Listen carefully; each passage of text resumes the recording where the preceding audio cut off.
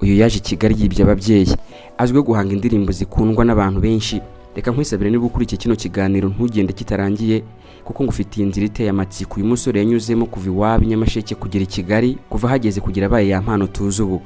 Yaribye, yarahuguje, se yamwohereje kuba mu nzu ya wenyine yiga mu wa 6 primaire, yiga igifunda atagishaka birangira nabi.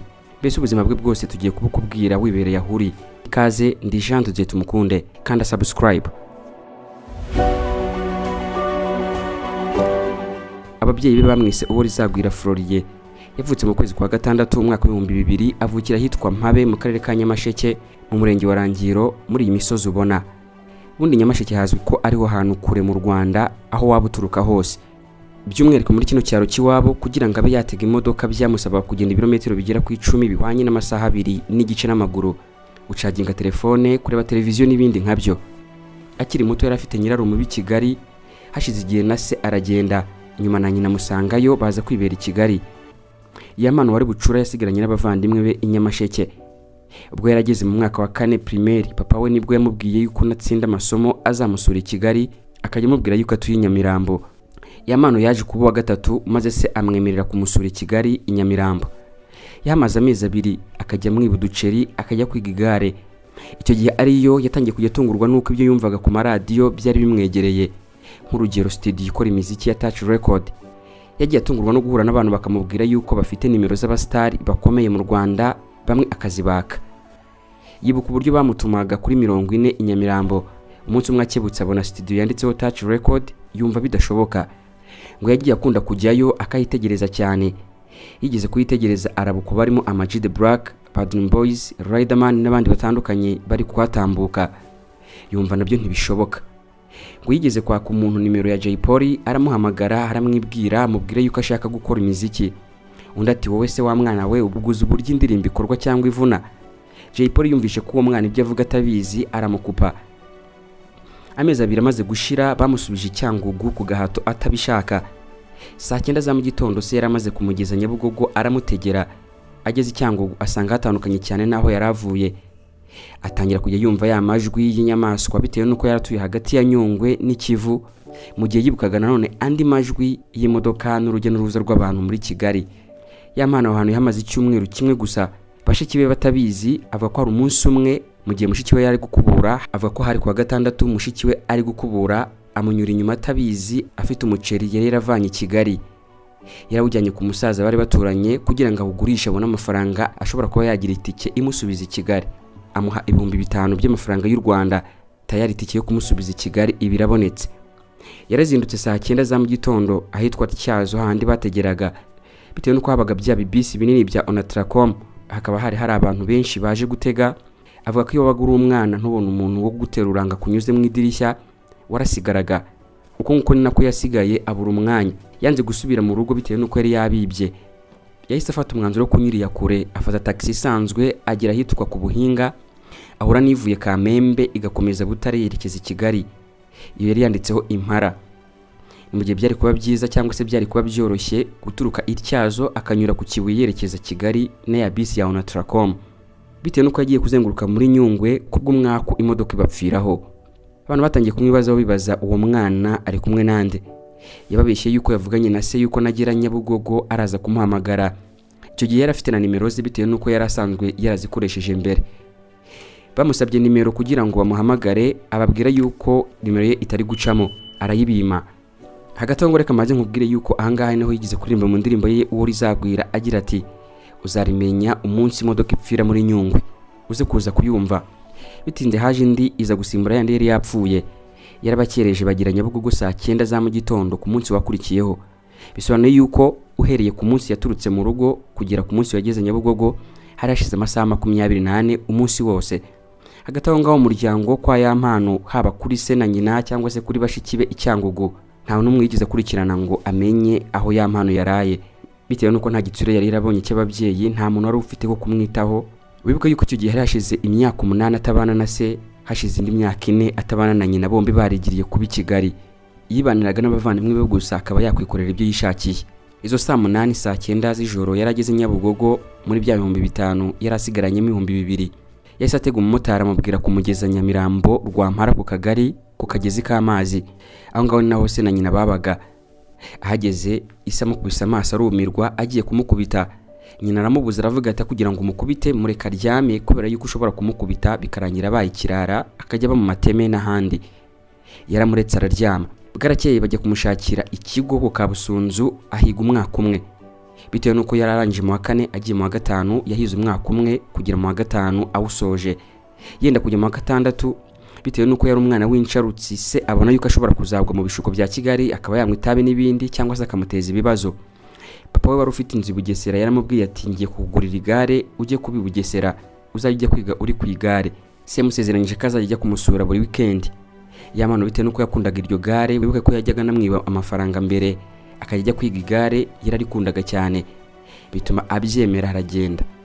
Yagiye kuba mu nzu ya wenyine yiga mu wa 6 primaire. Yamano yagiye kuba i Bugesera hafi ya Gako hafi y'ikigo cya gisirikare. Yahuje n'umwarimu amushyiramo umupango wo kuzajya bongera cyangwa se bagakuba kabiri amafaranga y'ishuri kugira ngo se wa Yampano amwohereze amafaranga menshi agera yishyura ishuri n'ayasagura akomeze gahunda ze. Icyo gihe byaramuhiriye mwarimu akajya bimukorera. Icyo gihe Yampano yigaga igako atuye ahitwa muri Mbyo. Igitangaje nuko rimwe na rimwe yatunguraga se akamusura i Kigali anyonga rya gare. Ni urugendo rw'ibirometero 41 aho imodoka hagenda isaha n'umunota umwe. Ku igare byo bikabyumvikana kuko byagenda kose ari amasaha hagati ya 3 8. Akava muri Mbyo mu Bugesera akerekeza Rwampara muri Nyarugenge. Hagati aho ngaho yigize gushaka kujya mu gisirikare. Bitewe nuko yari atuye hafi y'ikigo cya gisirikare cya Gako yiga mu wa 6 yasanze abana benshi baharaye kujya bajya mu gisirikare.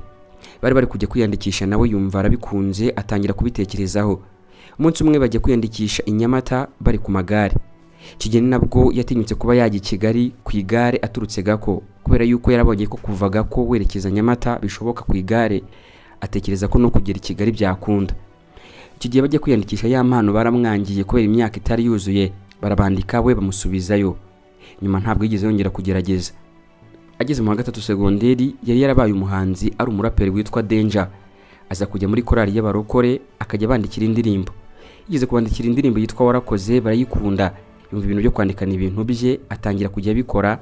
Ari nako yagendaga yumva indirimbo z'abahanzi barimo Buravan, The Ben n'abandi batandukanye. Haje amahirwe ajya gukora ikizamini cyo kujya kwiga umuziki ku Nyundo aragikora aratsinda. Ashyiriye se izo mapuro zigaragaza yuko agiye kwiga uwo muziki arabyanga, ahubwo amutegeka yuko agomba kujya kwiga ubwubatsi.